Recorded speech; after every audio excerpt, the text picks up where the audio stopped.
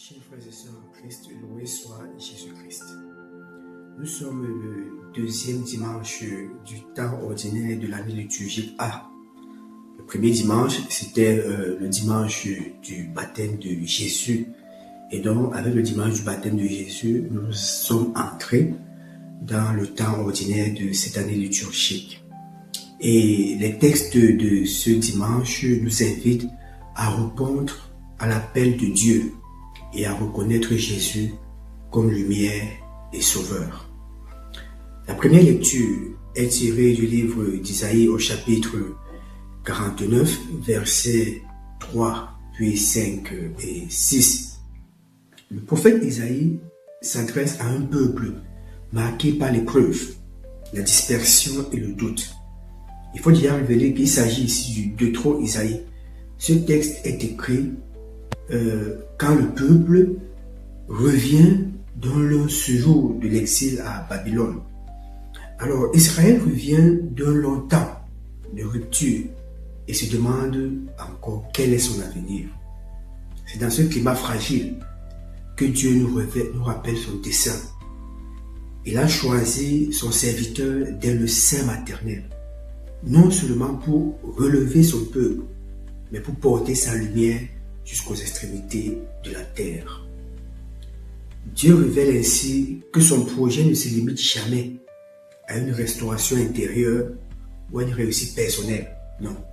Mais lorsque tout semble réduit, appauvri ou blessé, Dieu élargit la mission.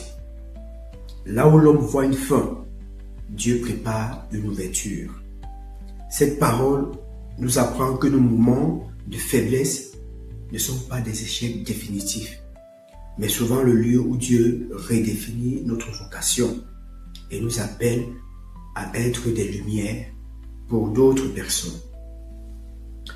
Dans le psaume, qui est le psaume 39, le psalmiste ne met pas en avant des rites spectaculaires, ni des sacrifices imposants. Il comprend que Dieu cherche avant tout un cœur disponible. Me voici. Me voici devient donc la réponse la plus juste à l'appel de Dieu. Ce cri exprime une confiance profonde et une décision intérieure, celle de marcher selon la volonté de Dieu. Ce psaume nous rappelle que la foi n'est pas d'abord une accumulation d'actes religieux. Faire du chapelet, aller à l'église, c'est très bien, mais ce n'est pas ça qui définit d'abord la foi. La foi est une attitude de disponibilité. Dire « me voici », c'est accepter que Dieu conduise notre vie, même quand son chemin n'est pas immédiatement clair. C'est reconnaître que l'écoute et l'obéissance ouvrent un espace où Dieu peut agir librement.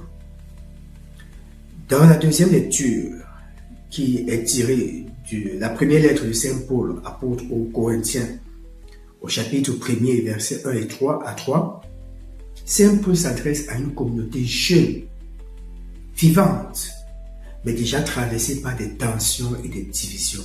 Oui, c'est pour ça qu'il écrit sa première lettre aux Corinthiens.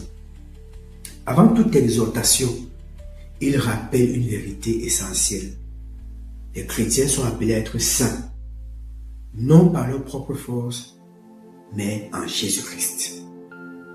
Leur unité et leur identité ne reposent pas sur des performances, mais sur la grâce reçue.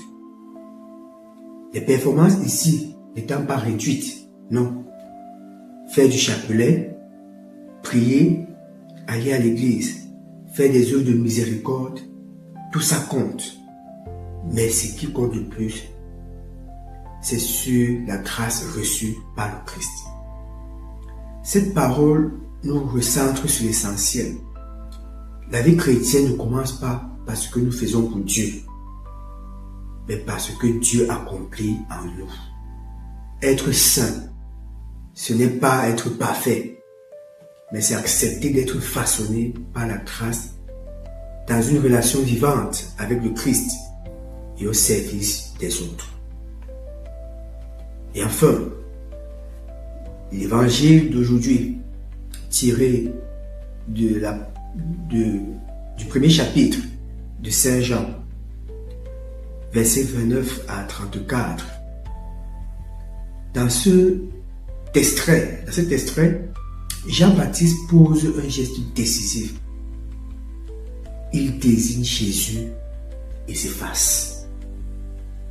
Celui qui attirait des foules reconnaît en Jésus l'agneau de Dieu, celui qui enlève le péché du monde.